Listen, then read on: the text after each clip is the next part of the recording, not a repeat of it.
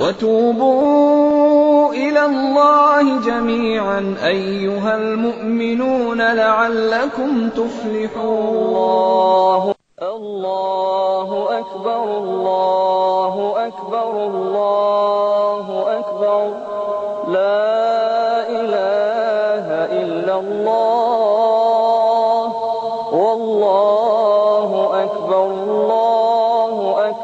ولله الحمد.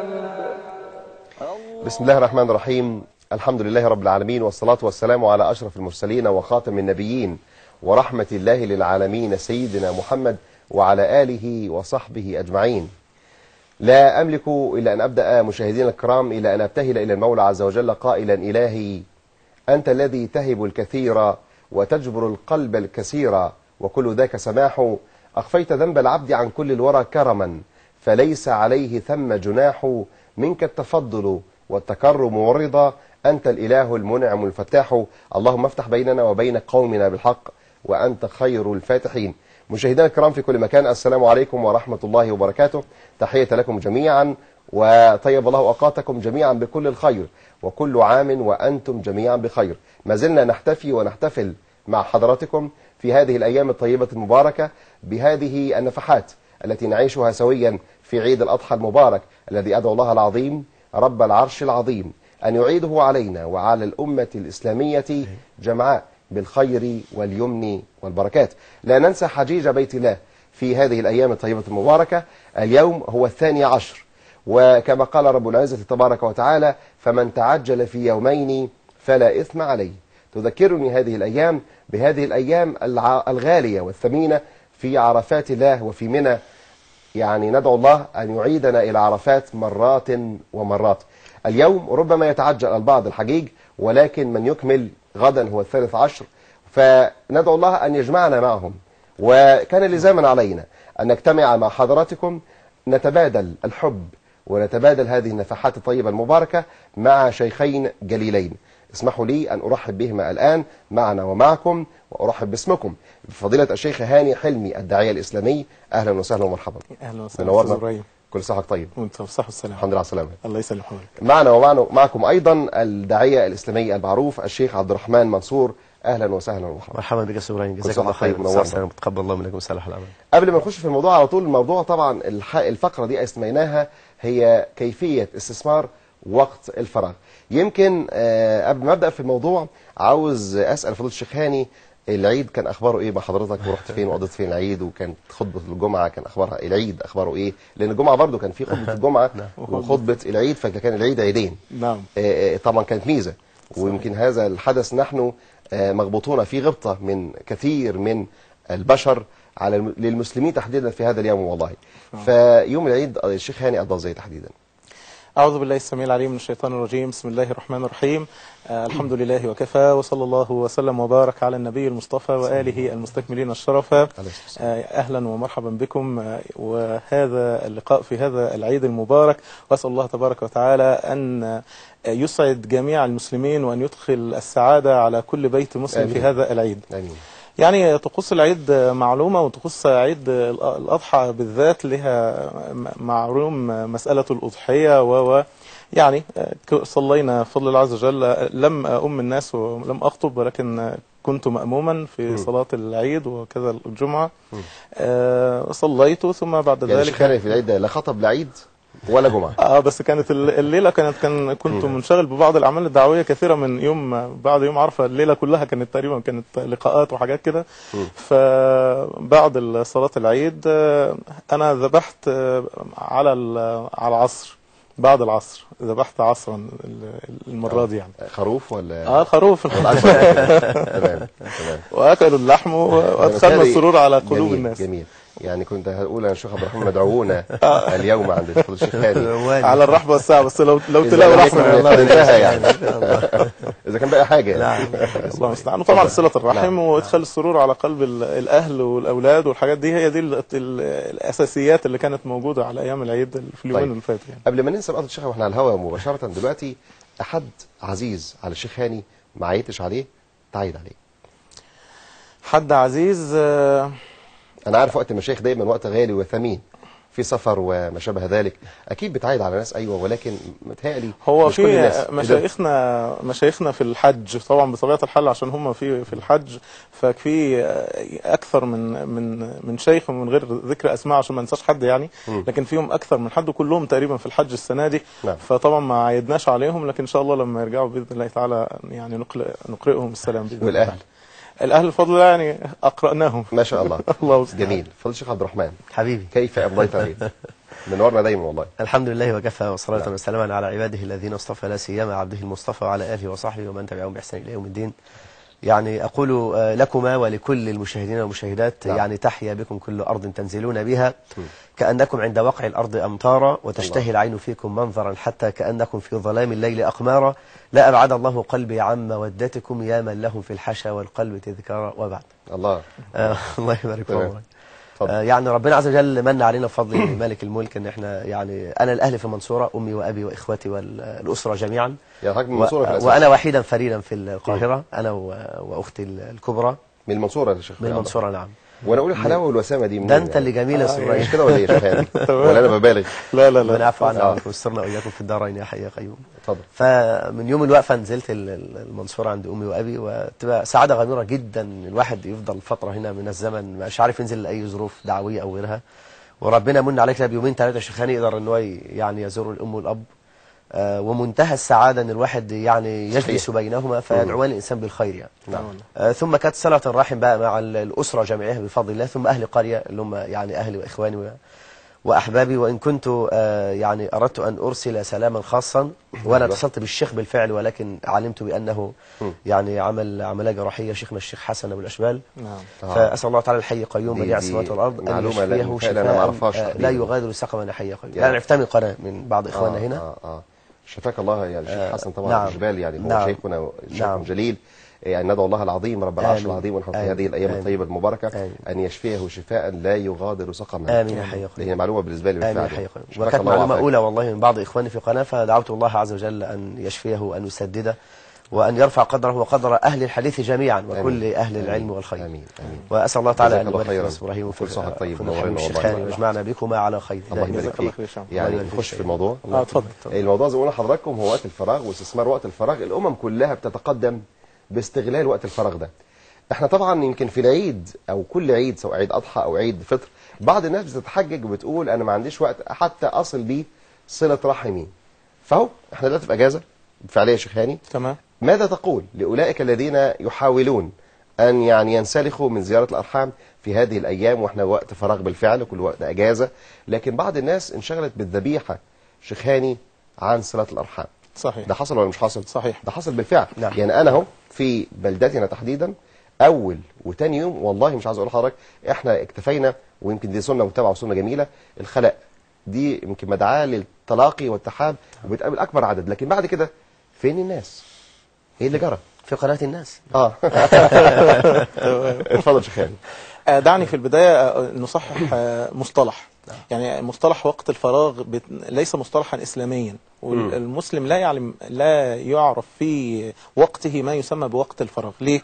لأن ربنا سبحانه وتعالى يقول قل إن صلاتي ونسكي ومحياي ومماتي لله رب العالمين. إذن احنا ما عندناش حاجة اسمها وقت فراغ. أصل الفراغ دي معناها إن أنا دخل علي وقت أنا كنت منشغل فيه تماما بأشياء، وبعدين فرغ لي وقت كأني أنا بيبقى عندي شيء أنا وقت للتعبد لله سبحانه وتعالى، وقت آخر ليس كذلك. لا احنا ما عندناش المفهوم ده نهائي. صحيح. احنا في كل ما نتلبس به من أعمال نحن نقوم بواجب شرعي لله سبحانه وتعالى.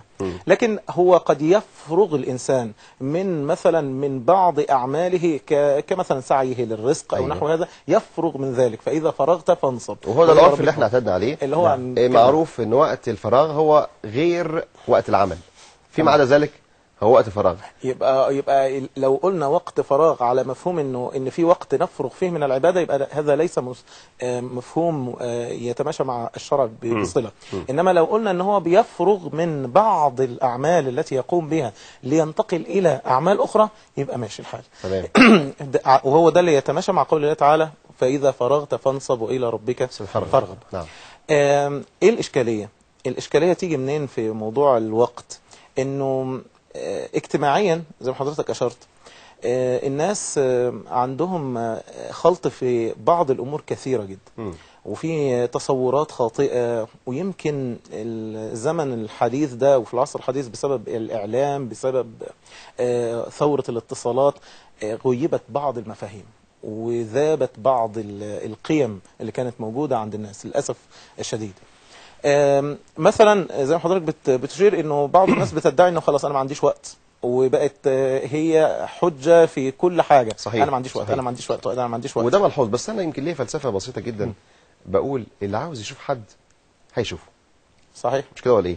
انا عاوز اسمع صوت الشيخ هاني ولو بالموبايل، والنهارده بقى كل واحد، اعتقد الاطفال النهارده معاها موبايلات، هتصل بالشيخ هاني واطمن عليه.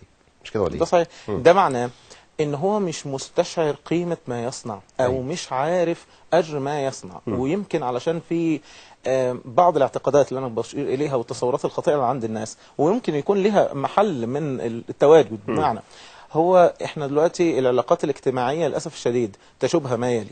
الناس بقى بينهم في ظل غياب الأخلاقيات المطلوبة، خايف يكلم فلان لاعتبار أصلهم بينهم بعض التشاحن، سببه دنيويات في الغالب، حسد، خايف انه كذا كذا. خصوصا المجتمعات الريفية. نعم. الحسد والحاجات دي ممكن المعاني دي متأصلة فيها. فهو يقول انا مش عايز اكلم فلان ومش عايز يتداخل مع فلان عشان هو ما يعرفش اخباره، عشان هو بيتميز عنه باشياء، فلما هيعرف انه مش عارف بنته اتجوزت والتانية بنته لسه ما حصلش فهيحصل مشكلة، فعايز يحجم الموضوع باضيق ما يكون خوفا من هذا، خوفا من ان يقع في عين وحسد. الشيخ عبد الرحمن هيقول لنا القصه دي مع الشيخ عبد الرحمن الحسد كده ويروح بيه للشيخ عبد الرحمن. يعني في الشيخ عبد الرحمن طبعا مشهور وعلى الراس ودائما والله ربنا الشيخ يسترك عبد الرحمن. سمعي. ولكن يا جماعه طبعا حضراتكم كنتوا تابعتوا الشيخ عبد الرحمن صلاح والشيخ طبعا ابراهيم عبد العليم في البرنامج الشهير الناس والسحر. يمكن الناس عندنا احنا كمجتمع عربي اشتهرنا بالحسد. الحسد وصلة الارحام، يعني وقت الفراغ اعتقد في علاقه. يعني انا النهارده لما اروح اصل رحمي ولابس ما شاء الله وراكب احسن سياره، زي ما قال في الشيخ فضيله الشيخ هاني، اخاف ان حد يقول لك ده بسم الله ما شاء الله ده، وانا رايح ازور ورايح يعني اصل رحمي، يعني افعل خير اقابل بشر. نعم. والحسد. نعم. تعليق الشيخ عبد الرحمن. الحمد لله والصلاه والسلام على رسول الله وعلى اله وصحبه من اهتدى بهداه وبعد. ربنا يبارك فيك يا استاذ ابراهيم. احنا عايزين نقول ان امر الحسد مشتهر اولا في اهل القرى وفي اهل المدن، يعني الامر ده عام عند كل الناس وشائع في كل المجتمعات حتى المجتمعات الغربيه. خلي بالك حضرتك بعض الناس دلوقتي هم دخلوا وقت الفراغ على الحسد ازاي؟ ما هو دي ناس فاضيه يعني. اللي بيحسد ده اعتقد ده راجل ما وروش حاجه يعني غير ان هو ايه؟ ان هو يحسد. هو وراء ذا الناس وقت الفراغ ده صح. نعم. مش هيبقى فاضي ان هو يحسد يعني. احنا عايزين بس نقول ان زي ما الشيخ هاني قال ان من بعض التصورات الخاطئه عند الناس ان بيقول انا لو زرت فلان من الناس في صله الرحم، يعني كزياره مع الصحيح، عياده مع المريض، لو ذهبت إلى ذلك لعله يعني أصابني بشيء من العين. أنا عايزين نقول أن الله عز وجل علمنا في كتابه لما قال فهل عسيتم إن توليتم أن تفسدوا في الأرض وتقطعوا أرحامكم أولئك الذين لعنهم الله فأصمهم وأعمى أبصارهم. نعم. الإنسان فينا لو محصن بأذكار الصباح والمساء كما علمنا النبي صلى الله عليه وسلم بسم الله الذي لا يضر مع اسمه شيء والله السماء والسماء العليم أعوذ بكلمات الله التامات من شر ما خلق. هذه الأذكار والأدعية التي علمنا إياها نبينا صلى الله عليه وسلم لحفظ نفسه من العين. نعم. في حديث سهيل بن أبي صالح لما يعني نظر إليه بعض الصحابة لما كان يتوضأ ورأى البدن منتهى البياض فلم يقل كلمة، ما قالش مثلا اللهم بارك، هو ما شاء الله لا قوة إلا بالله مثلا.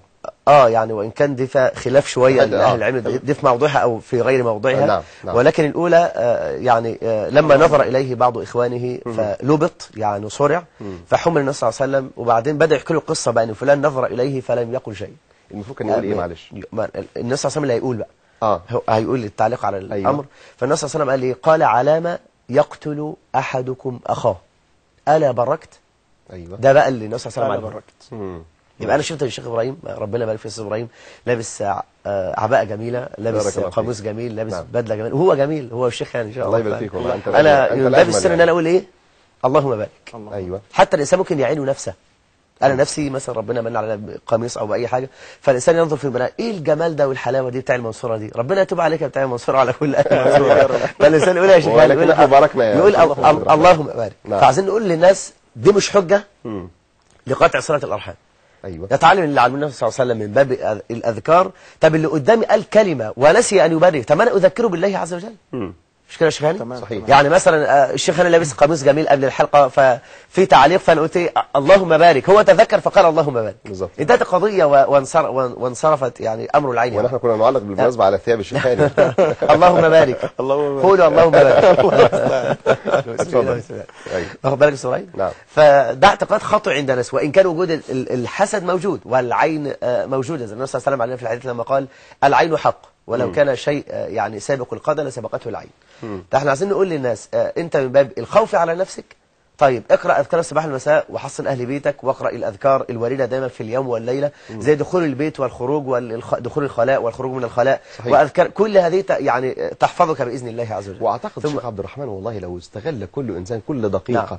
واخد بحضرتك، يمكن كما قال احد الكتاب، يعني كل دقيقه استغل فيها كل 60 ثانيه. نعم. يعني المعنى واحد، ما هو 60 ثانيه هي الدقيقه. نعم. ولكن يقصد يقول ما ضيعش ولا ثانيه نعم. في كلام نعم. ملوش لازمه، ومنها الحسد وما شابه ذلك. نعم. أنا نفسي أعلق كلمة، يعني كلمة شيخنا كده ليحيى بن معاذ الرازي. كان يعني الكلمة دي مش عايز أقول لك بتخلع قلب الواحد. يعني لما بيقول في المحافظة بقى على الوقت بيقول إيه؟ يقول يا غفول يا جهول لو سمعت صرير الأقلام وهي تكتب اسمك عند ذكرك لمولاك لمات قلبك شوقا إلى مولاك. الله. يا الله. لا تاني هذا يعني تاني هذه المقولة. وبقول لنا والناس اللي مش مضيعين أوقاتهم، يا غفول يا جهول لو سمعت صرير الأقلام وهي تكتب اسمك عند ذكرك لمولاك لمت شوقا إلى مولاك.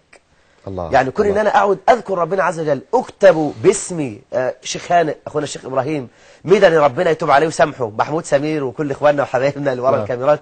يعني ما يقعد يقول سبحان، ما تقول يا عم سبحان الله انت على الكاميرا انت قاله. لما يقعد يقول سبحان الله والحمد لله ولا اله الا الله والله اكبر يكتب باسمه عند الله عز وجل فلان من الذاكرين.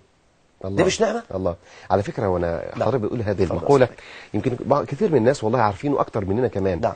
ولكن دايما بنحتاج احنا نعم. بنحتاج دايما تذكره زي كده. نعم. يعني كلمه زي كده، يعني وما اسمعها دلوقتي قد كده اسمي يذكر عند ذات الالهيه.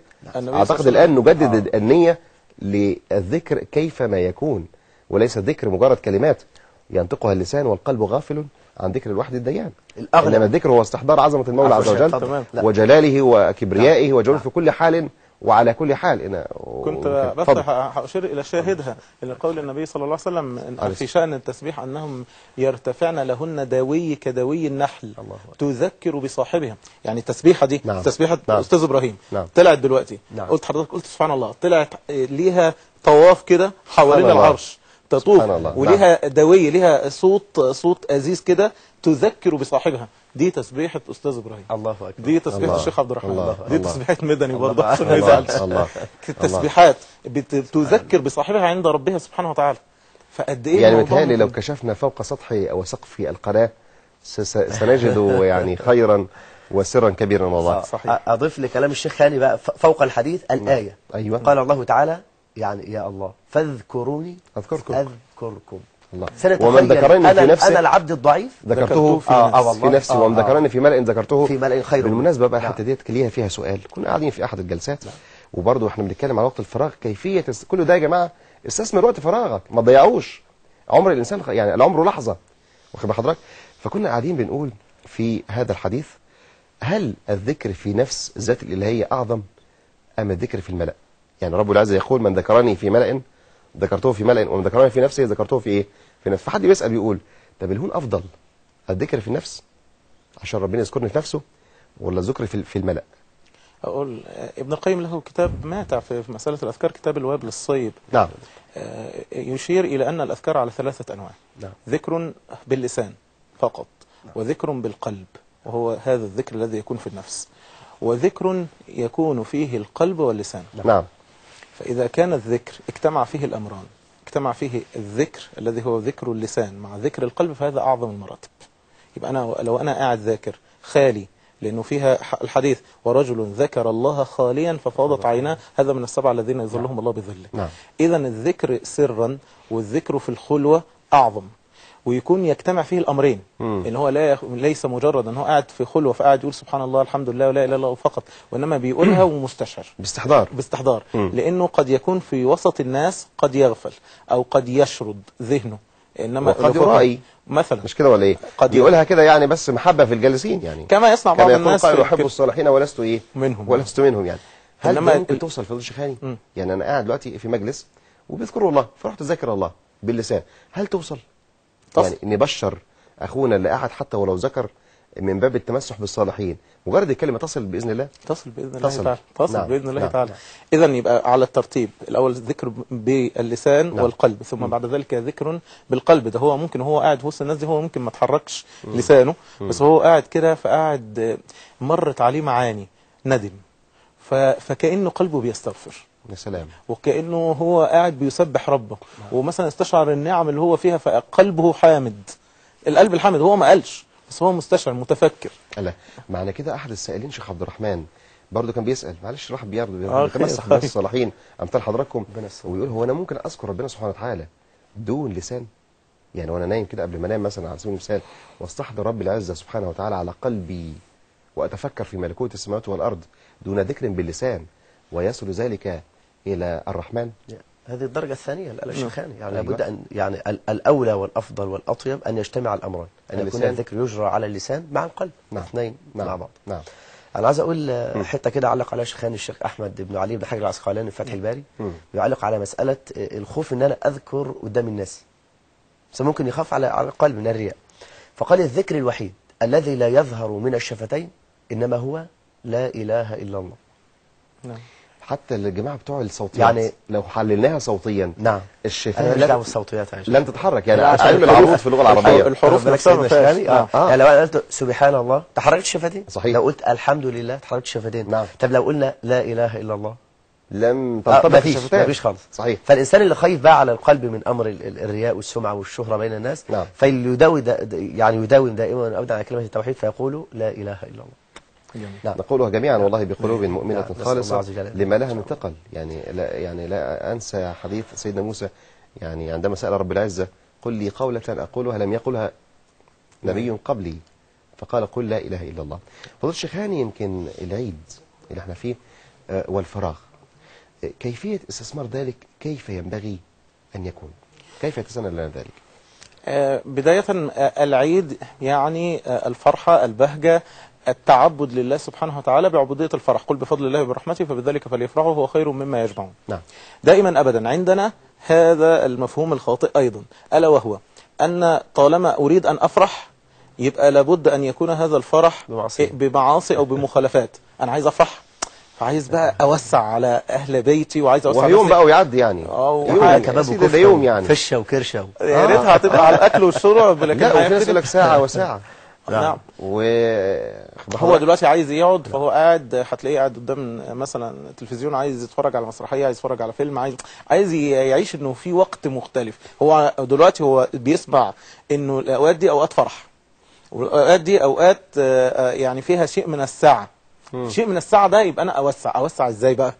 هو ده انه مسموح يعني في هذه الايام بما ليس مسموح به في غيرها من الايام. على المعنى مش كده خالص، هو المعنى ايوه اللي تعلم يهود ان في ديننا فسحه. قد يكون هناك بعض اللهو المباح وبعض اللعب المباح وبعض التوسيع على الأهل، وممكن نخرج للمتنزهات وممكن يبقى فيك أشياء لكن ليست بها يعني. فيها شيء من معاصي الله سبحانه وتعالى. فمن هنا بتأتي الفكرة ابتداء ان هو عنده الاستعداد النفسي ان هو دلوقتي عنده سعة، فالسعة دي معناها ان هو سيهمل كل شيء وهيبتدي يتفرغ لتحقيق أهوائه. وده يمكن ملحوظ جدا بعد عيد الفطر تحديدا، بعد رمضان. في عيد الفطر يعني بعد رمضان بعض الناس بتشعر ان هي في مرحله بقى كانت يعني عباده وخلاص خلعنا عباءه الوقار وعباءه العباده، والنهارده بقى عيد ونعمل اللي احنا عاوزين نعمله. الكلام ده مظبوط يا شيخ عبد الرحمن؟ انا اعلق بحديث استكمال لكلام الشيخ هاني ربنا يبارك في عمره. امين. حقيقه بتقول امين يا شيخ. امين. احنا قلنا بقى القلب ايه؟ خلينا من بره كده، القلب طالما شغال خلاص اللهم بارك. عايزين نقول الناس اللي بتفرح بالمعاصي والمخالفات البعيدة عن أمر الشرع، هذكر له بس حديث النبي صلى الله عليه وسلم ونفسه هو يجرب وسيرى لذة الفرحة التي تملأ قلبه. النبي صلى الله عليه وسلم يقول مثلا في الحديث كما صح الشيخ الألباني وغيره أيما مسلم أطعم مسلما على جوع أطعمه الله من ثمار الجنة. الكلام ده وجه للشيخ هاني ولا ايه؟ ده حبيبي عشان ده يبقى أيوة خلي بالك عشان ده يروحون على سفر وجوع اليوم يعني. ربنا يطعمنا من طعام الجنة. ما يغيرش ذبح يعني. الله المستعان. آمين يا رب. اتفضل. أيما مسلم أطعم مسلما على جوع أطعمه الله من ثمار الجنة، وأيما مسلم سقى مسلما على ظمأ سقاه الله من الرحيق المختوم، يعني الخمر الأبيض في الجنة الممزوج بالمسك. نعم. وأيما مسلم كسى مسلما على عري كساه الله من حرير الجنة. ما شاء الله. تعال نستشعر بقى المعنى ده. ايوه. أنا كنت لسه بقول لحضرتك قبل التسجيل بدقائق، بقول لك أنا كنت في أحد القرى شيخاني. ايوه. القرية فيها 450 فقير لا يجدون طعمة اليوم. سبحان الله. قرية واحدة. عدد الناس المرضى تقريبا 1800 مريض. في اي محافظه معلش؟ المنصور. منصور. نعم. نعم. طب تخيل لو أنك ذهبت إلى مريض. عشان معلش عفوا نعم. تعرفوا مشاهدينا الكرام ان مشايخنا ليسوا دعاء فقط، ولكن هم ايضا بين الناس دائما، يعني يشاركونهم افراحهم واوجاعهم وكل شيء. بعض الناس بيعتقد ان الداعيه ده يعني قال الله وقال رسول وهو في معزل عن الناس. ابدا والله، بالفعل بنشوفهم كتير جدا، وهذه شهاده حق بين الناس بالفعل. اتفضل شيخ عبد الرحمن. عايزين نستشعر يا استاذ ابراهيم. نعم. واخواننا المشاهدين، الطعام حتى انت صنعته في بيتك واجمل ما تشتهي من الدنيا. نعم. سيدنا عمر بن الخطاب رضي الله عنه وارضاه كما ذكر الذهبي في ترجمته وغيره، كان احلى حاجه يحبها في الدنيا يا شيخ هانئ السكر. فعشان كده فكان يمشي بقى كده بين الناس ويوزع سكر.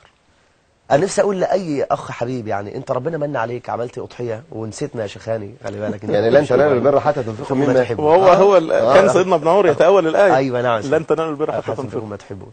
فنفسي عاوز خلي بالك يا يحس. شيخ هاني، احنا ما عرفناش الشيخ عبد الرحمن ذبح ايه. لو هو لسه صحيح. الشيخ يعني امي اللي ذبحت. لا مهرب كويس يعني. ربنا يطعمنا واياكم من طعام الجنه. الله يبارك فيك. الشيخ هاني واخوانا، واجمعنا دائما على طاعته حي آمين. قيوم، آمين. ويملا قلوبنا فرحا وخيرا وبركه. الله يبارك فيك. فالانسان يستشعر بقى كده من نفس الطعام اللي انت اكلت منه، طب اذهب الى بيت رجل فقير. نعم. وبعدين خبط على كده وقول له يعني انا اتيتك لان النبي صلى الله عليه وسلم قال من اطعم مسلما على جوع اطعمه الله من ثمار الجنه، وسبت له الهديه ثم رحلت. اي ما يكون بقى طعام. اي طعام، ما حتى من طعام بيتك على قدر ما تستطيع، على قدر ما تستطيع. نعم. عايزين نقول للناس لو استشعرت بعينك بالنظر إلى الآخرة أن الله تعالى سيطعمك من طعام الجنة، أقسم لك بالله يعني سيملأ الله عز وجل قلبك وجوارحك فرحة وسعادة غامرة حين تنظر إلى مثل هذا الفقر، يقول لك جزاك الله خيرا أنت ذكرتني. يا سلام. مش نعمة شيخاني؟ صحيح والله. اتفضل يا سيدي. واعتقد احنا نعيشه الان في نعم. في العيد ده. نعم. مجرد ما تيجي مثلا ست سائله او رجل يسال وتعطيه يعني ولو شيء بسيط مما ذبحت. شوف النبي صلى الله عليه وتجد وسلم، هذه الدعوه. اتفضل شيخ. النبي صلى الله عليه وسلم يقول افضل الاعمال سرور تدخله على قلب مسلم. يا سلام. سبحان الملك، قدر لي اليوم انه دعيت الى دار مسنين، والله أعظم ما أدخل السرور على قلبي يمكن لا شك وجود الأهل وإدخال السرور على قلب أبي وأمي. ده خايف ولا إيه؟ كذا كذا. خايف ولا إيه؟ الخايفة خايف من البيت ولا إيه؟ لا والله يعني بجد أكيد. امبارح مثلا اليوم كله كنت مع أبي وأمي يعني، لكن اليوم نعم. المشهد ده أم كبيرة جدا أظنها يعني طاعنة في السن ربما تصل لل80، وأنا قلت دار مسنين هنا في القاهرة يعني. دار مسنين نعم. نعم. فقالوا عشان يعني هم بيقولوا ان هم محتاجين كلمة على اساس ان كل المظاهر اللي هي بتبقى فيها شيء من السمر او هم طلب المسنين نفسهم يا جماعة احنا عايزين حد يذكرنا بالله. فقلت اتكلم معاهم في ايه، فاتكلمت معاهم عن الجنة. يا سلام. وربطت المظاهر العيد بالجنة وما أعده الله عز وجل فيها، وكلمتهم عن بعض الأعمال اللي ربنا أوجب بها الجنة. فتتصور حضرتك والله هكذا كل ما عيني تيجي على الأم دي هي كبيرة جدا وتعبيراتها تلقائية خالص، فكل ما أقول مثلا ورؤية الله عز وجل في الجنة فهي تقعد تسقف كده وتعمل بشكل غير طبيعي. منتظر الجائزة. ويعني فرحانة وتقعد بتسقف لوحدها خالص كده بأسلوب يعني فطرت قلبي يعني وأنا أتكلم. ففعلا والله والله أعظم العبوديات إدخال السرور على قلوب المسلمين. جزاك الله خيرا. يعني بشروا ولا تنفروا. السن ده يا شيخ عبد الرحمن محتاج ولو كلمة بسيطة. والمناسبة يحضرني واحنا هنا كتير من الناس والله كبار السن ومنهم ناس بتشاهدنا الآن فعلوا قصارى جهدهم. يعني أخت فاضلة أحسبها عند الله بخير خدت والدتها لأن كل الأخوة تركوا أمهم شيخاني وكانت في العدة يعني الزوج توفى، الأب توفى، فالأم بقيت في بيتها، مين يرعاها يا شيخ عبد الرحمن؟ جاءت الابن الفاضلة وأخذتها من محافظة المنوفية إلى القاهرة. أين الصبيان؟ أين الذكور؟ أين الرجال؟ تركوا الأم. لدرجة كانت بتسأل، وحضراتكم طبعا يعني أتوقع أن هي تشاهدنا الآن، بتقول أخ من الأخوة طبعا، يعني هو لا خدها ولا حاجة، وتقول أنا تصل فيه إنه ملتزم. طب ما هو ملتزم، ما خدهاش ليه؟ واخد بحضرتك معاه؟ فبتقول أنا أعمل إيه؟ أنا خدتها قبل انقضاء الإيه؟ العيد، لأنه ما حدش يخدمها إلا أنا. خدتها بالفعل وقعدت معايا. ماذا نقول لها؟ ونقول إيه رسالة لكل من ترك أبوي أو إحدى أبوي في هذه الأيام الطيبة المباركة يا شيخ عبد الرحمن؟ أنا عايز أقول للأخت الصالحة الطيبة المباركة، من فضل نعمة الله عز وجل على العبد أن يسوق إليه بعض الطاعات التي تأخذ بيده إلى الجنة. يعني صحيح، ده رزق. والله رزق. صحيح صحيح. الرزق ليس مقتصر على المال فقط، حتى الرزق في الطاعة والعبادة. الإنسان ممكن يبقى طالع من بيته، أنا مثلا هقصد زيارة أخي الشيخاني، وقال لي أنت قدامك ساعتين براحتك تيجي في أي وقت، يعني ساعتين. فجأة وأنا ماشي في الطريق واحد يقول لي طب تعالى، ده احنا هنعود واحد مريض. ده مش رزق يا شيخاني؟ ساقه الله عز وجل إليه وأنت لا تدري. وأنا لا أدري. يعني أنت ماشي في طريقك عادي وخدك لزيارة رحم أو صلة رحم اللي بنسميه إيه بقى؟ يثاب المرء رغم أنفه. نعم. وده من فضل منة الله عز وجل على العبد. فنقول للأخت الصالحة الطيبة يعني أبشري بالخير. قال النبي صلى الله عليه وسلم رضا الله في رضا الوالدين وسخط الله في سخط الوالدين. كنت لسه بالأمس مع صلة الرحم عندي. نعم. في مشكلة كده يعني، بعض الأقارب حكاها لي. الولد تعلم، كبر سنه، دخل إلى كلية الطب، صار طبيب من أمهر الأطباء. أقسمت لي بالله أنه ضربها في يوم الوقفة. لا إله إلا الله، لا إله إلا الله. يعني بعد موت أبيه هي التي أفنت حياتها في خدمته وأعطته ما يتمنى من الدنيا، وكان المقابل عشان متزوج واحدة هي مش راضية عنها، لا سلوكيات ولا أخلاق ولا آداب ولا معاملات ولا كفاءة شيخاني، لا في علم ولا في دين ولا في خلق، وهو عاوزها معاه دايما، حتى عقد دون أن تدري الأم. يوم تعدى على والدة كان والله العظيم إرضاء لزوجته. أنا أتقرب إلى الله عز وجل بحبها لأنها من صلة رحمي. صلة الرحم محرمة نعم. علي. نعم. يعني التحريم المؤبد مش مؤقت، عشان بس الموضوع الصورة واضحة يعني. أتقرب إلى الله عز وجل بحبها. فيعني أنا عايز أقول له يا ويلك يا ويلك. نعم. لو مت على هذه الحالة دون أن تتوب. نعم. فأنا بقول للأخت الصالحة الطيبة دي اللي ربنا عز وجل من عليها وأكرمها وزوجها، أنا أقول له بارك الله فيك، وأسأل الله تعالى يعني بسبب برك بأمها يعني كل أولادك من أبر الناس بك. هو له الشكر والله. أولا قبل زوجه. صحيح. إن سمح أنها تدخل يعني إلى البيت، وقد يعني يتكلف هذا نوع من الإنفاق عليها. بس بقول للأخ يعني اسعد أن الله عز وجل ساق إليك الخير عند قدميك. هو جوز بنتها يعني معلش. نعم. لكن أبنائها اللي هم أبنائها فلذة أكبادها لم يتحملوه، فطبعا تحية له. ولكن برضو سريعا أو فتوى بقى من ضمن السؤال يعني، وهي بتقول يعني العدة، هي العدة لم تنتهي بعد، واخد بحضرتك، ومحملان هذه الرسالة أسأل هذا السؤال. فضل. أنا خدتها قبل ما تنقضي العدة، فقعد أسأل له لا، واخد بحضرتك، أو الابن الأكبر بسأل لا كده اللي انت عملتيه غلط. طب بقول انت ما خدتهاش ليه عندك شيخاني؟ إذا كانت مضطرة يعني ليس عندها من جزاك الله يخدمها فالضرورة تبيح فمن اضطر غير باغ ولا عاد فالإثم عليه. فطالما هكذا فالضرورة تبيح المحظورات. نعم. والظاهر من كلامها أنه ليس هناك من يخدمها ولا يقوم لها بأمها، فبالتالي يجوز لها جزاك الله الانتقال. خيرا. يعني في كلام الشيخ عبد الرحمن، ماتت التي كنا نكرمك لأجلها فاعمل خيرا نكرمك لأجله. هذا الحديث الذي عندما أقرأه يعني يكاد قلبي ينفطر. بالشيخاني قد كده احنا بنفرط في الكنز. مش كده ولا ايه؟ نعم. وقت كتير احنا بنتكلم في وقت الفراغ بيعدي مننا، ولكن فين الوقت ده اللي رايح للأم أو للأب؟ شوف، أريد أن أذكر في مسألة العقوق. نعم. بحديث ما أخطره النبي صلى الله عليه وسلم من جملة الذنوب والكبائر هذه، قال بابان معجلان عقوبتهما في الدنيا قبل الآخرة. الحديث رواه الحاكم في المستدرك وصححه الشيخ الألباني. بابان معجلان عقوبتهما في الدنيا قبل الآخرة، دول ذنوب معجلة في الدنيا، يعني اللي هيعمل الذنب ده تحديدا ينتظر العقاب إلا أن يستدرك أمره سريعا بالتوبة. يعني مش هستنى الآخرة. لا، العقوبة هتنزل في الدنيا. بابان معجلان عقوبتهما في الدنيا قبل الآخرة: البغي شدة الظلم والعقوق. البغي والعقوق. يعني المسألة العقوق دي مسألة في أشد ما يكون. صحيح. وأذكر بحديث النبي صلى الله عليه وسلم: من أدرك أبويه على الكبر فلم يدخلاه الجنة بعد من أدرك أبويه على الكبر فلم يدخلاه الجنة. في رواية كده، رواية بعد هذه. في رواية أخرى خطيرة جدا، النبي صلى الله عليه وسلم يقول: من أدرك أبويه على الكبر فمات دخل النار فأبعده. بص الرواية دي، الرواية بتقول إن ده ممكن يكون من أخطر الأسباب الموجبة له للنار. لو مات وكتب عليه أن يكون من أهل النار لن يكون عقابه عقابا ميسورا، مش هيبقى العقاب كده. دخل النار فأبعده الله، يبقى زيادة في اللعن وأسحقه. بص قد ايه العقوبة شديدة جدا.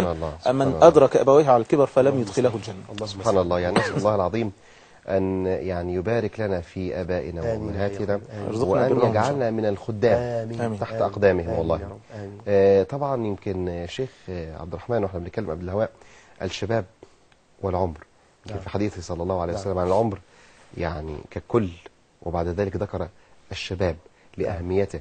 كيف ننصح الشباب وماذا نقول لهم ولأهمية هذه المرحلة تحديدا ونحن نتحدث عن وقت الفراغ؟ يعني الحديث النبي صلى الله عليه وسلم قال فيه: لا تزول قدم عبد يوم القيامة حتى يسأل عن أربع: عن عمره فيما أفناه، وعن شبابه فيما أبلاه، وعن ماله من أين اكتسبه وفيما أنفقه، وعن علمه ماذا عمل فيما علم. الملحوظة يا شيخاني في الحديث في الأول: عن عمره فيما أفناه وعن شبابه فيما أبلاه. العمر يشمل مرحلة الطفولة، مرحلة الشباب، مرحلة الكبر. طب النبي صلى الله عليه وسلم خصص بعد ذلك، بعد هذا العموم، قال إيه بقى؟ وعن شبابه فيما أبلاه. طب ليه خصص مرحلة الشباب؟ طبعا مرحلة الحيوية المتدفقة في العمل لهذا الدين.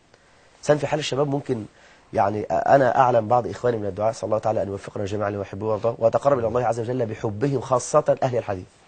لأن أنا تخصص حديث، يعني أصول الدين قسم الحديث، فعشان كده إيه حبي لهم.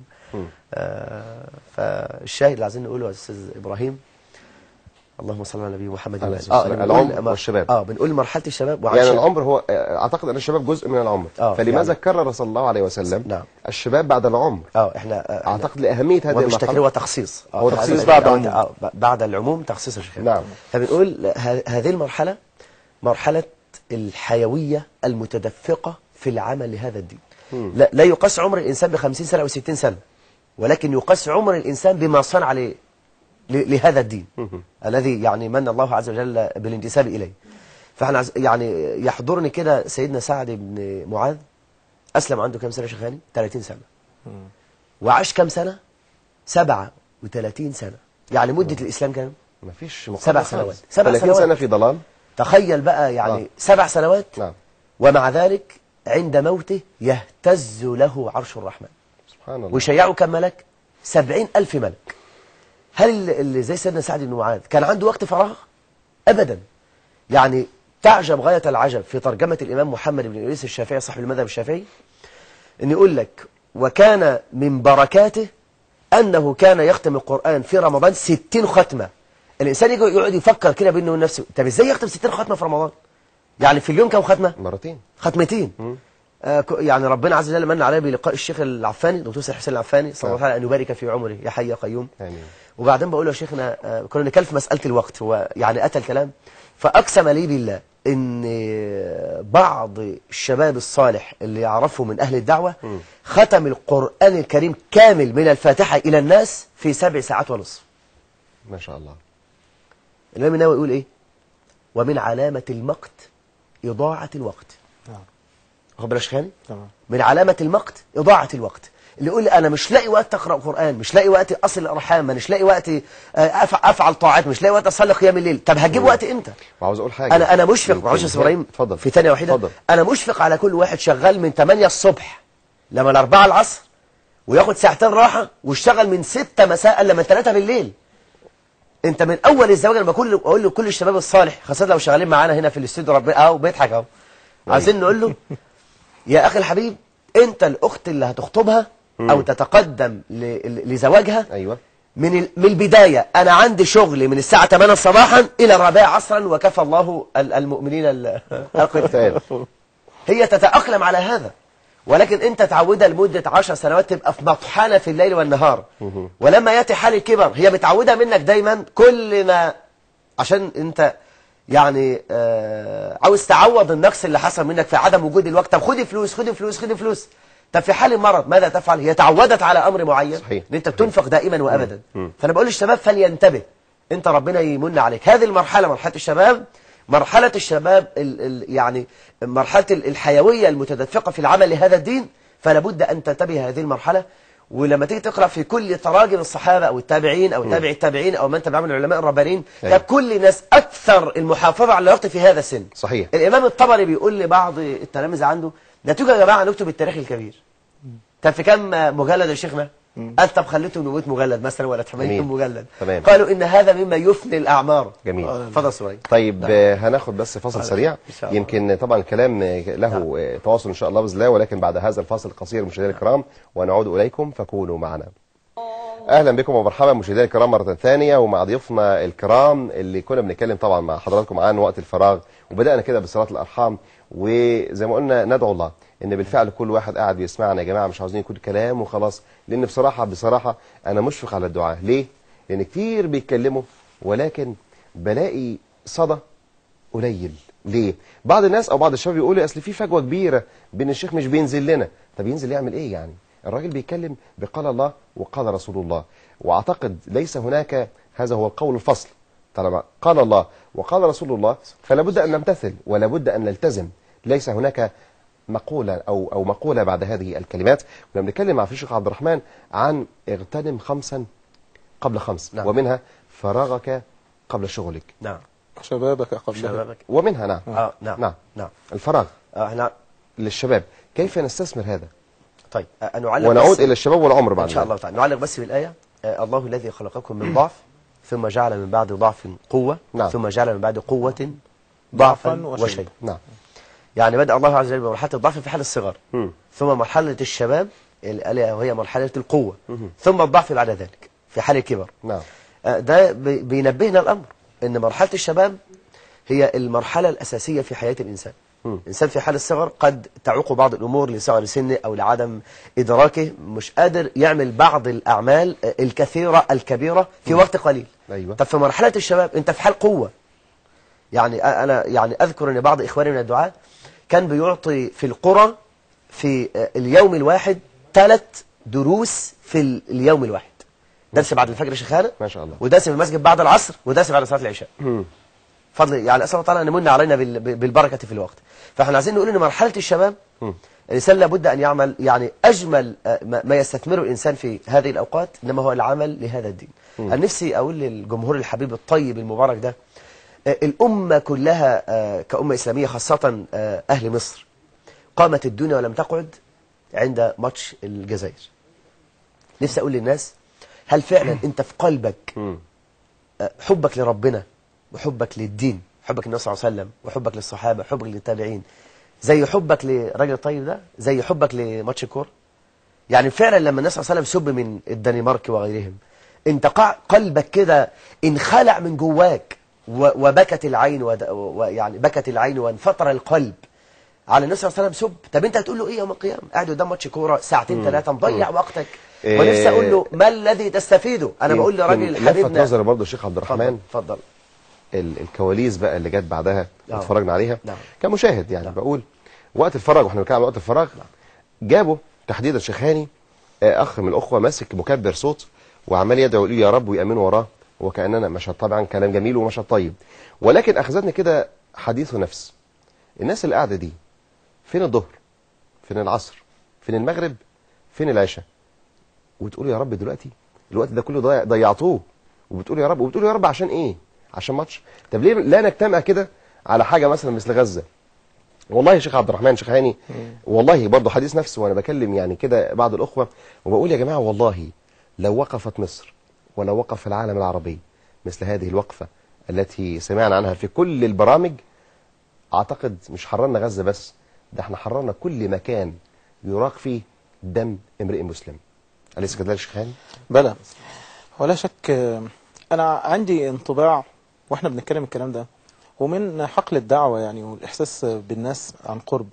سبحان الله، يعني إيه الناس تستشعر إن إحنا لو قعدنا قلنا الكلام ده، يعني أنت بتيجي تقول لهم يعني أنت بتضيع وقتك في كورة وجاي تعمل كذا، ألا صنعت كذا، ألا صنعت كذا، بيحس أنت شيخ. فيعني يا عم أصل هم في وادي وإحنا في وادي يا سيدي. فرح يعني. يقول لك هم في وادي وإحنا في وادي تاني. ويظن إن في عزلة يعني. وأنا مستشعر تماما إن الناس بعد أحداث الماتش مصر الجزائر دي كتير جدا يعني يتكلموا أو بسمعهم بيتكلموا ويقولوا الكلام ده، ضيعنا وقت يعني في الآخر خالص ما حصلش الثمرة. صحيح. ما حصلش كده. صحيح. فإحساسهم بضياع الوقت أيوة. ظهر الآن، وكتير بتحصل لما في المباريات وينتهي مثلا الدوري ولا ينتهي كذا وهو بيشجع فريق معين وبعدين ما حصلش اللي كان هو بيؤمله، فيحس انه طول اللي كان قاعد بيضيع من الأوقات ده كله راح سدى. هو الآن هي مش كلمة لنوع من التضييق على الناس، ولا ان هو ادخال عليهم نوع من الكآبة، ولا المعاني اللي هم الناس بتفهمها دي خالص، لكن هي فكرة تعقل. يعني هو احنا ما بنتكلمش دلوقتي خالص على انه هذه بعض الامور الترفيهيه، انه ما بنقولش للناس انه يا جماعه كلكم عليكم ان انتوا طول الوقت توصلوا، ما نديهاش اكبر من حجمها. لكن هي المساله احنا محتاجين نتدبر ونفكر. ممكن يكون الامر ياخذ حجمه، لان في امور شيخاني اهم من كده بكتير. اكيد. وللاسف الشديد ان هو ده اللي احنا لسه قاعدين بنشير عليه، ان قضايا الامه الكبار ما عندناش استشعار بها، وإنما بعض الحاجات اللي هي تتحط تحت أمور، أنا مش عايز أقول تفاهات، بس يعني حتى الأمور الثانوية، أمور ثانوية بالنسبة للناس تكبر وتعظم وتصير عقيدة. عقيدة ولاء وبراء الآن بيننا وبين الجزائر وبيننا وبين كذا. عارف يا شيخاني، كنت بكلم شيخ عبد الرحمن قبل الهوا وبقول له هو ده الفجوة اللي بيننا وبين الغرب. الغرب تقدموا بمراحل وإحنا لسه ماشيين مشي السلحفاة. هم بيفكروا في إيه؟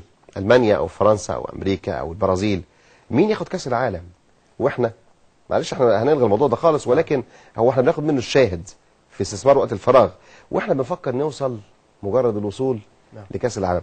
هي دي الفجوة يا جماعة، الفجوة اللي بيننا وبينهم، الفجوة الفكرية الثقافية الاقتصادية السياسية. احنا بنفكر في ايه وهم بيفكروا في ايه. دي تفتح معانا من قضية الهدف. ايوه الله يبارك فيك. هو هذا انه للأسف الشديد، وده انا بقول ان انا ببتدي بنفسي كداعية، وبشرك الشيخ عبد الرحمن معانا وكل الدعاء، احنا محتاجين نصنع للناس اهداف، واحنا محتاجين ان احنا نبصر الناس بامور صحيح في خطاب دعوي، واكيد المشايخ مش مقصرين في هذا الجانب، لكن قضية الهدف قضية محورية جدا. الناس مش عارفة هي عايشة ليه، انه الكلام تقليدي، هو بيستشعره او بيتلقاه بصورة تقليدية، بمعنى لما خلقت لكي اعبد الله عز وجل. كيف تعبد الله؟ علي ان انا احافظ على 5 صلوات، وان انا اصوم شهر رمضان، وان اعمل كذا. المفهوم نفسه ما بيتنزلش للناس في امور كثيره من امور الحياه. صحيح. فانا محتاج ان انا اوصل له يعني مفهوم العبوديه في كل صغيره وكبيره فيها، وقبليها خالص اربط القلب بالرب.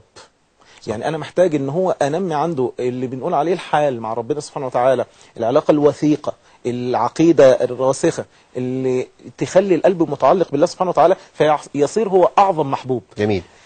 احنا شيخ هاني معذره يمكن اول امبارح تحديدا ما نتفق، كان معانا كابتن كريم فرج، هو كابتن بطل الجمهوريه في كمال الاجسام. انت بتخوفنا. لا لينا لقاء بعد الهوا ان شاء الله. برك عليه. واحنا خارجين بره كانت زوجته هي بلغاريه ودخلت الاسلام من 4 ايام. فقاعد بتكلم معاها، يمكن الاخوه بره كانوا ملاحظين، انا هاخد الشاهد من الموضوع ده من القصه دي ايه، ان ازاي هو قدر ان يستغل فكره وما ضيعش وقته، وقدر ان هو بالفعل تدخل الاسلام.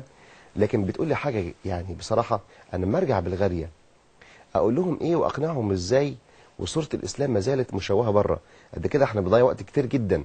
صوره الاسلام عندها هي بتقول تحديدا والله على لسانها افغانستان وايران، وهذه الامم التي تتناحر وتتذابح واراقه الدماء، يعني هم دول المسلمين اهو، هم دول المسلمين. دي صورتنا في الغرب.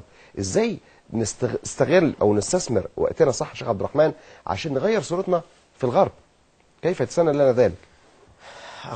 التقط الخيط من اخونا الشيخ هاني لما قال اخر كلمه، احنا عاوزين نعلم الناس كيف يحبون ربهم عز وجل. نعم. انا عايز اقول ان كل اخ داعيه معاه في ايده مجموعه من المفاتيح، وكل إنسان بيدعو اللي هو المدعو في الداعية الذي يلقي، المدعو الذي يستقبل، يعني الإرسال والاستقبال. نعم. هذا المدعو له مفتاح لقلبه. أكيد. قد بعض الناس تأتي بالكلمة اللينة، فقول له قولا لينا لعله يتذكر أو يخشى. نعم. بعض الناس يأتي بالابتسامة، بعض الناس لما تقول له زي محمود سمير الله يتوب عليه تقول له أبشر، الكلمة دي تملأ قلبه طربا وخيرا وفرحا. بعض الناس ممكن يأتي بالهدية، بعض الناس يأتي بتليفون، اتصال تليفوني، بعض الناس يأتي برسالة. عايزين نقول لكل الناس في مثل هذه الأيام، وكلمة أذكرها قبل التعليق، كلمة قال ابن القيم، ودي كلمة غالية قوي بس ليها معنى. قال إيه؟ قال ليس من العجيب أن يحب العبد ربه، ولكن أعجب العجب أن يحب الله عباده. سلام. كرش خاني؟ ويحبونه. يحبهم ويحبون. ليس من العجيب أن يحب العبد ربه، ولكن أعجب العجب أن يحب الله عباده. عايزين نقول للناس يا إخواني يا أحبابي، إحنا كدعاء لما بنتكلم معاكم إحنا لسنا متطرفين ولا متشددين ولا إرهابيين ولا عندنا غلظة في الكلام معاكم. إحنا والله العظيم بنتكلم من ناحية الشفقة عليكم. قد يكون أهل الدعوة أكثر الناس، نسأل الله ذلك، اللي حاسين بطعم العمل للدعوة، حاسين بطعم يعني حب الله، والناس إن شاء الله تعالى كذلك حب الله عز وجل، حب النبي صلى الله عليه وسلم. وحتى الإمام النووي في حديث النبي صلى الله عليه وسلم قال: ثلاث من كنا فيه وجد حلاوة الإيمان. طب الإيمان له حلاوة؟ له حلاوة، ولكن لا يستشعرها إلا هنقولها إزاي بقى؟ أنا هقول لأي أخ قاعد مرة مع زوجته بالليل، أكلها أنت بتاكل كنافة شغالي؟ طب الحمد لله اللهم بارك، أكلها كنافة بالمهلبية، فجأة ولا عمل لها يعني صينية بسبوسة ولا حاجة. هو اللي عمل ممكن ايه المشكلة يعني؟ انت بتعمل؟ والله بعمل. طب والله ما شاء الله. يعني كان النبي صلى الله عليه وسلم في عمل اهل بيت. ده انا هقول لك عمايل بيضة بس صلى الله عليه وسلم. مش بسبوسه انا هنعديها اهل بيتي كله ممبار يا شيخ. اتفضل. شوقتنا والله محمد، عملت خلاص وسلم تسليما كثيرا صلى الله عليه وسلم. عمل وقعد مع زوجته قعده حلوه، وعمل الصينيه الجميله ديت او قدم لها اي هديه. فجاه نزل الشارع، جه واحد صاحبه قال له: ايه رايك لو نزلنا على القهوه شربنا قهوه الفيشاوي، شربنا شيشه تفاح او فراوله؟ شرب، صعد البيت، هو سليمان القاعد الله يتوب عليه وعفى عن المسلمين. هو في حاجه اسمها شيشه تفاح؟ انا ده باب الطرف، احنا في العيد بقى. انا عرفت منين؟ هو بس عايز يقول لك ان الدعاء عارفين كل حاجه. ايوه هي مش عارفين كوكب تاني. هو قدامنا دلوقتي ولا الشيخ عارف منين؟ فاول ما صعد البيت التقى زوجته مكشره. حبيبه قلبي انت مكشره ليه؟ لا ما فيش حاجه. طب انت امك كلمتك؟ لا ما حصلش. طب انا كلمتك؟ لا ما حصلش. انا عايز اقول له ان في اخر الحوار ممكن تقول له: انا زهقت منك. كان اخ بيقول لي، تقول لي انا زهقت منك طلقني. فبيقول لي انا مش عارف ايه السبب. انا اقول له السبب اللي انت عملته في الشارع. مش كده يا شيخاني؟ اللي هي المعصيه. ايوه.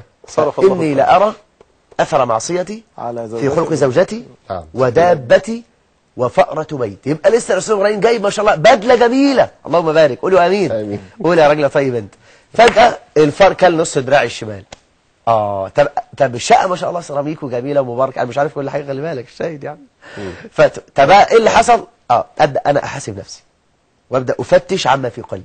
قد اكون بسبب حاجة معينة يعني حدث مثل هذا الموقف. بارك الله فيك. انا ما زلت عاوز اكد، الغرب يا جماعة بيعتقدوا ان احنا بنحدث نفسنا، احنا كنا عاملين نكلم بعض. صورتنا ما زالت شيخ هاني واصلة من اول كده نجيبها الازمة الإساءة لرسول الله صلى الله عليه وسلم، وقالوا لا ده احنا حلوين، ده احنا يا جماعة ما اعرفش ايه.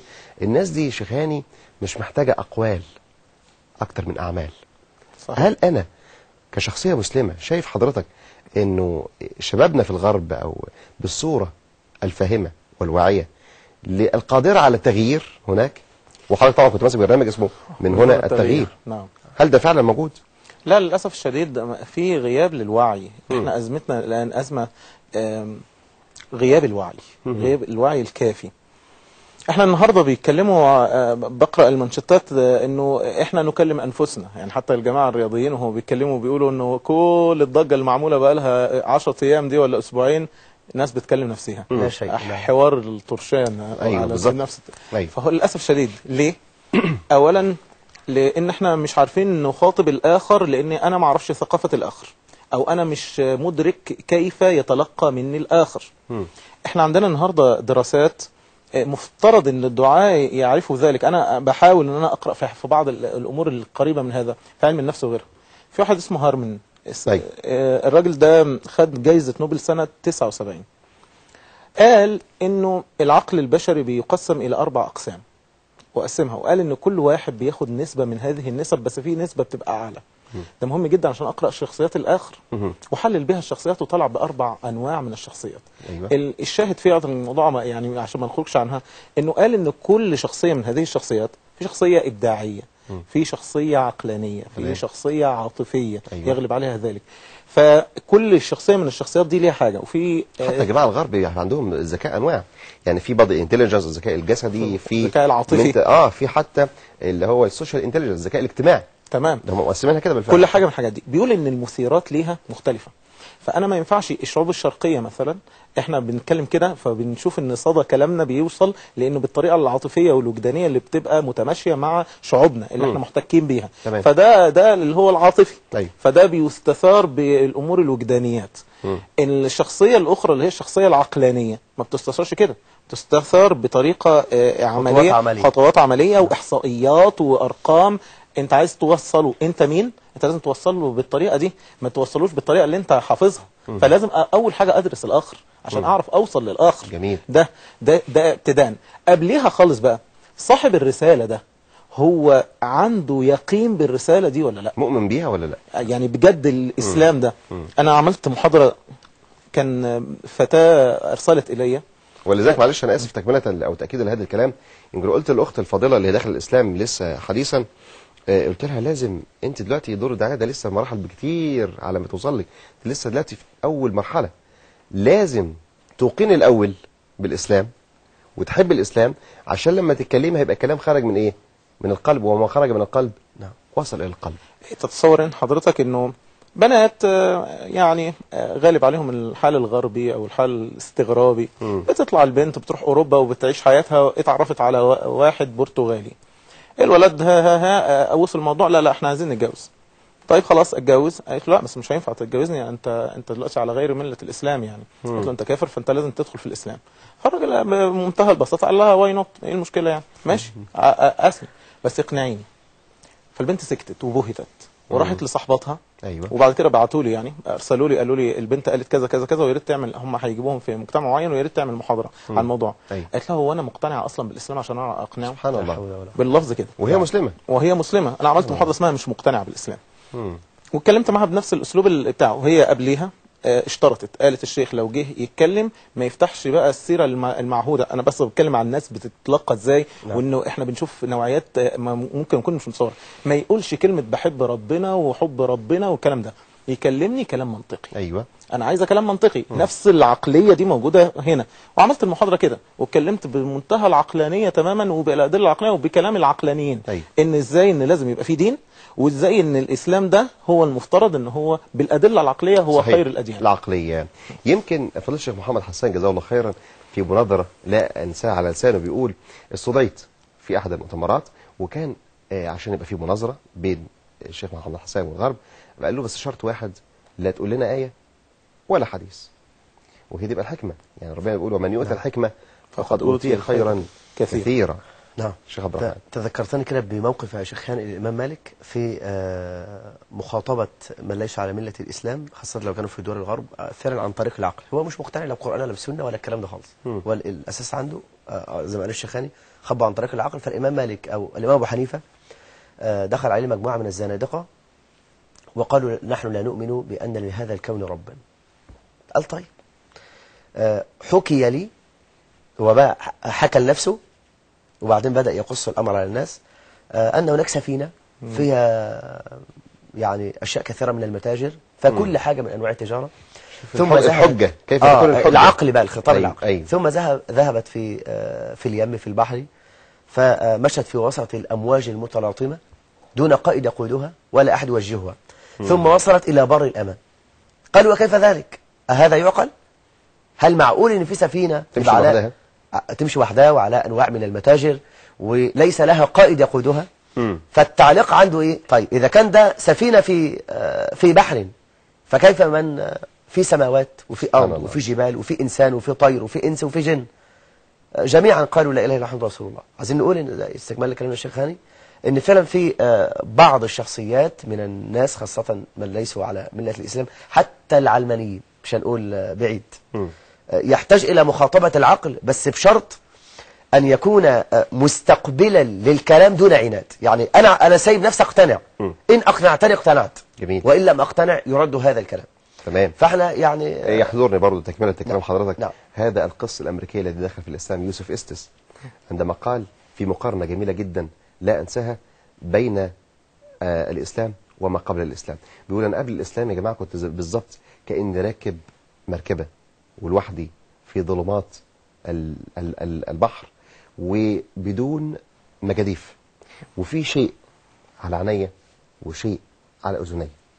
لكن بعد الإسلام خلاص اتشال اللي عليا واتشال اللي على أذني وبقى معايا مجداف بجدفين. نعم.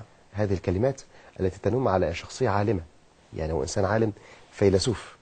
هذه الشخصية هو ده اللي يقدر يقنع الآخر. نعم. لأنه آمن حق الإيمان. نعم. فبالتالي لما يوصل هيوصل مظبوط. نعم. مش كده ولا إيش خيال؟ تمام. أنا يعني برضو بتحضرني كثيرا إن الواحد يقعد يقرأ في قصص الذين أسلموا بالذات من الغرب، ويشوف الناس هي يقولوا قرأ القرآن فأسلم. أي. أنا بجرد نفسي من مشاعري وابتدي أشوف هو قرأ القرآن فأسلم. طب وأنا عايز أعرف، طب وإحنا بنخلي الشباب بتوعنا ونوصيهم بقراءة القرآن ومش بيهتدوا بالهداية المطلوبة ليه؟ أيوة. ليه؟ إيه الفرق؟ الفرق في الطريقة نفسها. إحنا عندنا معلمين الناس إنه هم آخر أحدنا آخر الصورة، يعني هو بيقرأ القرآن ورد بركة، مش فاهم. التاني ما بيعملش كده، التاني بيقرأ بطريقة تانية خالص. التاني بيقول أنا حاطط أسئلة، الأسئلة دي أنا بتحاور مع القرآن. دي الطريقة اللي العلماء بيقولوها. ابن القيم في أول كتاب الفوائد يقول قاعدة عظيمة في الانتفاع بالقرآن. يقول هو نفس الكلمتين دول اللي بيطبقهم الراجل الغربي دول. إن هو أحضر حضور المخاطب، إن كأني أنا اللي بيخاطبني القرآن. أيوة. مش إن أنا المتلقي. أنا المتلقي ده مش كل حاجة. ده بيكلم المؤمنين وده مش إحنا، وده بيكلم الكافرين ودول طبعا مش إحنا، وده بيكلم المنافقين وأكيد إحنا مش ده لي أنا. نعم. الكلام ده لي أنا. فبتخاطب مع القرآن وببحث عن الأسئلة اللي أنا حيران في الإجابة عنها وبأجدها. نعم. بأجدها في ثنايا القرآن. فطريقة الانتفاع دي مختلفة تماما. طيب ربنا بيقول أفلا يتدبرون القرآن أم على قلوب في هذه. قال أحد علماء الكرام أمثال حضراتكم والله ما هذا بقول بشر. يقولها والله مثل أعلى طبعا. والرسول صلى الله عليه وسلم البياع الفكهاني ما يحبش تألف في البضاعة بتاعته، لكن سيدنا رسول الله صلى الله عليه وسلم يأتي القرآن من عنده ويقول أفلا يتدبرون السحالة. والله ما هذا بقول بشر. نعم. لأنه لو كان قول بشر ما قال أفلا يتدبرون الإيه؟ القرآن. قلبوا فيه وشوفوا تفكروا فيه. احنا يا جماعة بنتكلم الكلام ده في وقت الفراغ بالمناسبة. والغرب ليه؟ كتير من شبابنا بيقعد على النت على سبيل المثال.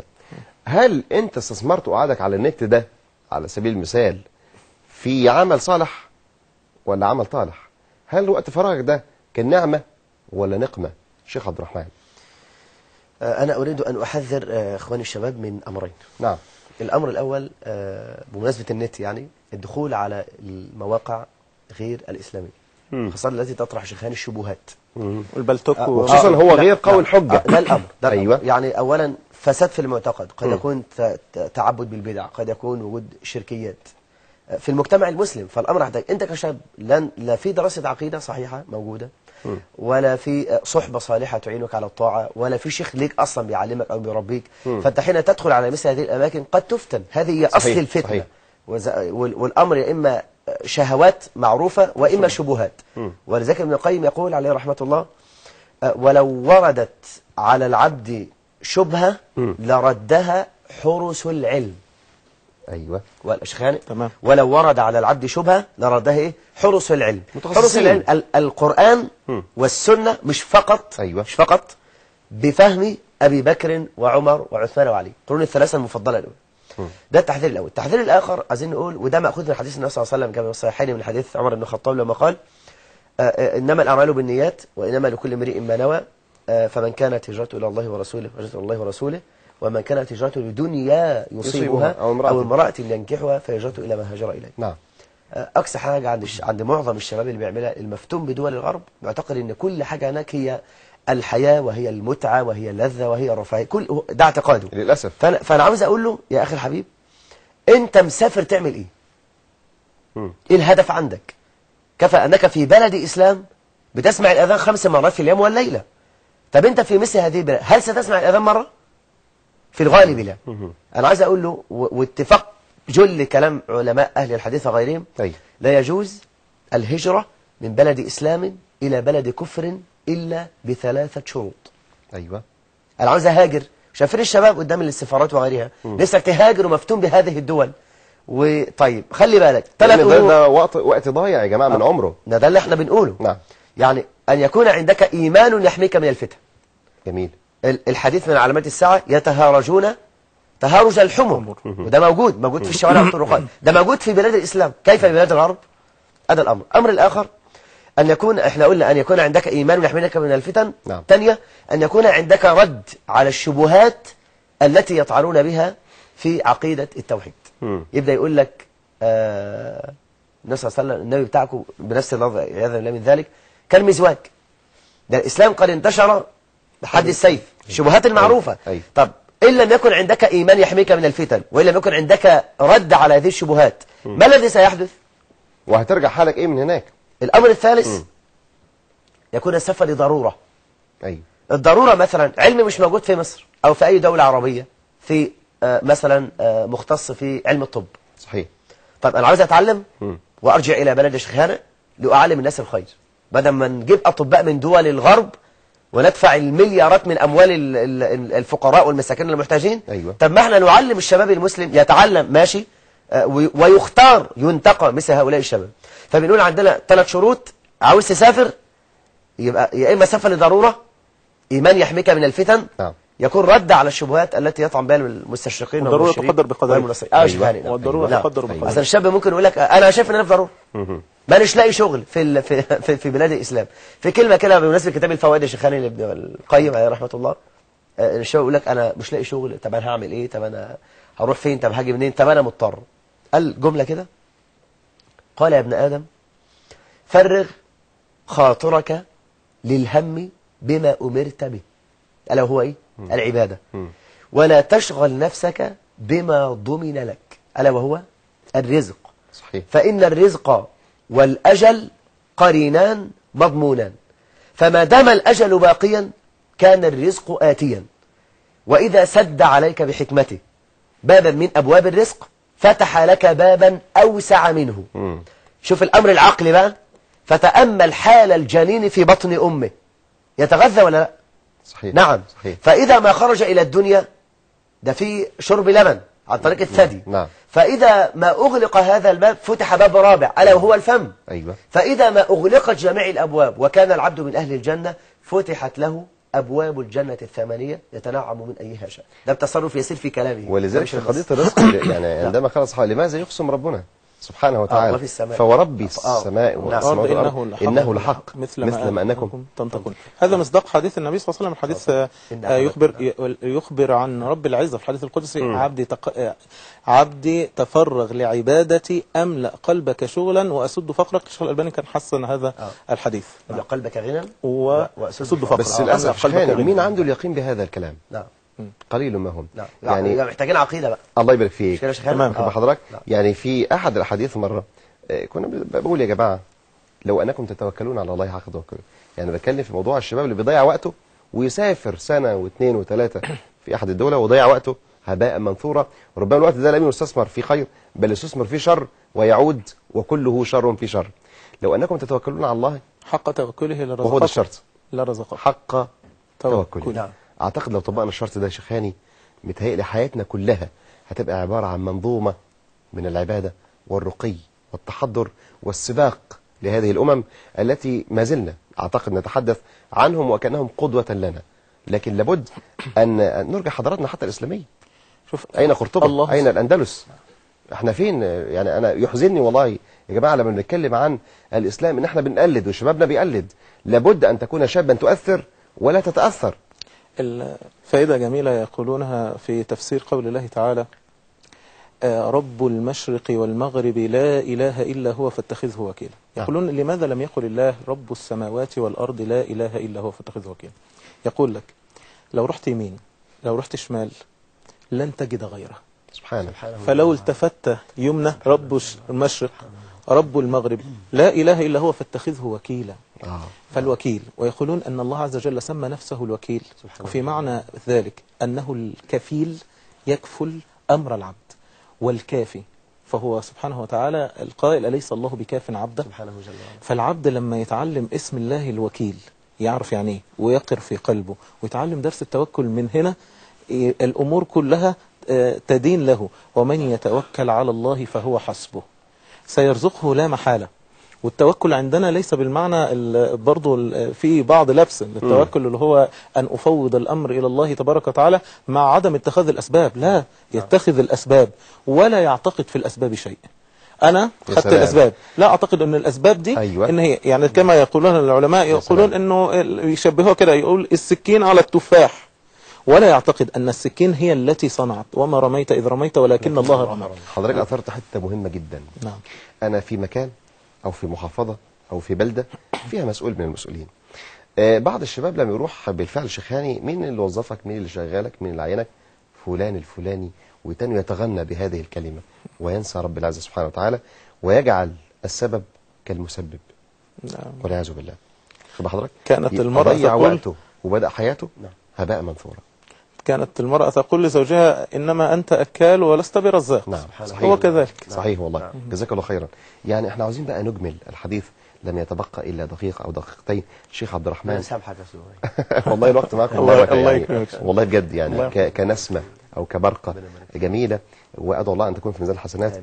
نصائح كده سريعة لشبابنا وكل من يشاهدنا الآن في الفراغ، ماذا نفعل وإمتى هنتقدم تحديدا بقى شيخ عبد الرحمن؟ عايز أقول للشباب الصالح الطيب المبارك ده إن من أولى الأمور التي تعينك على الثبات على الحق وعلى الأخذ بيدك إلى الطاعة اتخاذ الصحبة الصالح.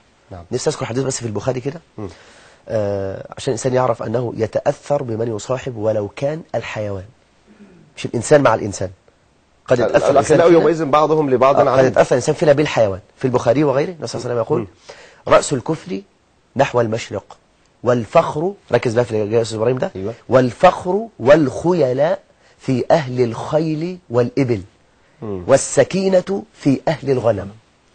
إيه الكلام ده؟ الإمام الحافظ ابن حجر عليه رحمة الله فتح الباري بيقول والفخر والخيلاء في أهل الخيل والإبل. قال أن طبيعة الإنسان أو طبيعة الخيل والإبل لما تمشي في الشارع أو في الطرقات دائما لا تخفض رأسها لأسفل شموخ، بل ترفع رأسها لأعلى. نعم. قال ففي الغالب أورثت من يصاحبونها ويجالسونها شيئا من الكبرياء والاستعلاء. سبحان الله. ولذلك كما قال القائل نعم. لو نظر الإنسان إلى عز ربوبية وذل العبودية لا يأتيه الشيطان أبدا. أنت شيخ كبير يا شيخ إبراهيم. ما شاء الله ما شاء الله ما شاء الله. الله يبارك والله. يعني عندما أقسم الشيطان لأتيناهم من عن أيمانهم وعن شمالهم. لم يقل أبدا الشيطان من فوقهم أو من تحتهم. نعم. مش كده ولا إيه؟ الشطر الآخر والسكينة في أهل الغنم. نعم. طبيعة الغنم يا شيخنا تمشي في الشارع والطرقات تخفض رأسها لأسفل. وما من نبي ده الحديث إلا وراء إلا وراء الغنم. شوف التواضع، شوف نعم. يا سلام. فعايزين نقول الشباب الصالح الطيب ده من الأمور التي تعينك على طاعة الله عز وجل اتخاذ الصحبة الصالحة. نعم. إياك ثم إياك ثم إياك أن تختر امرأة غير صالحة في زواجك، فهي هتبقى معك في البيت ملازمة لك، دي صاحبتك اللي دائما وأبدا معك. لو كانت غير ملتزمة وأنت ملتزم فلربما جرتك إلى طريق الفساد. دليل على ذلك عمران بن حطان كان من التابعين، ومع ذلك كان صديق الإمام علي. نعم. وكان ممن يناصره منهج أهل السنة والجماعة.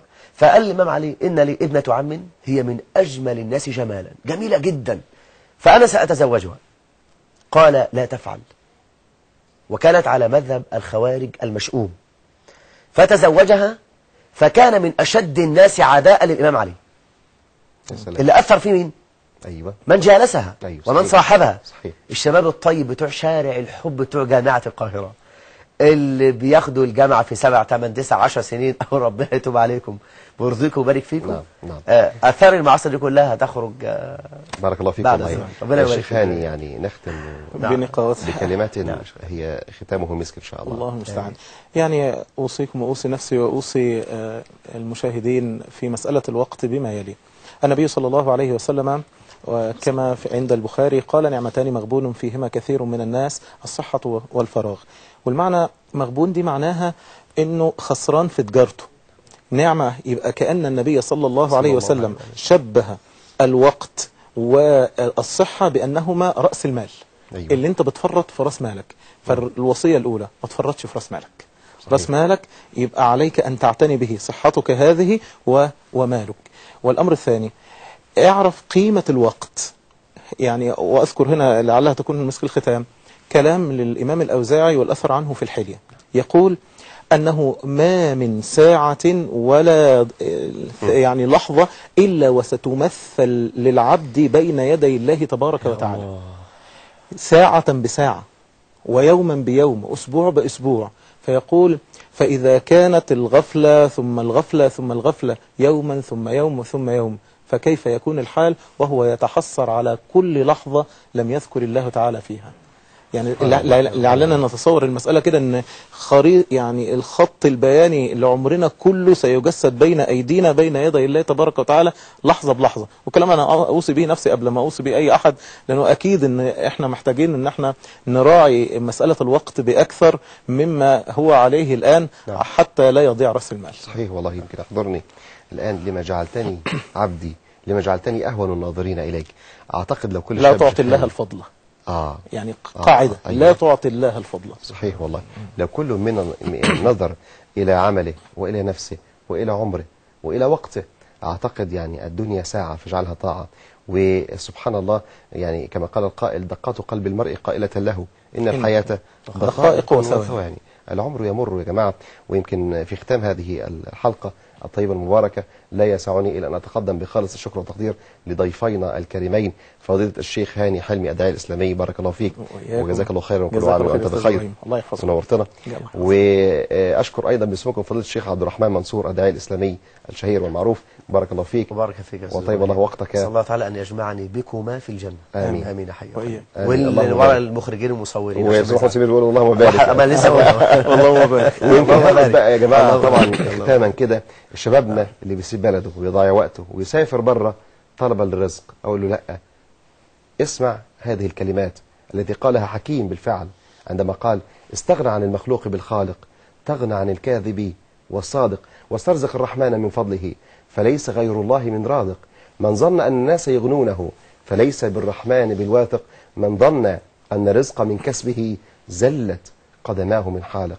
مشاهدينا الكرام، أشكركم وكل عام وأنتم بخير، وأرجو لكم أوقاتا تغمرها بهجة الإيمان وروعة المحبة والسلام. شكرا لكم، وسلام الله عليكم ورحمته وبركاته. الله أكبر الله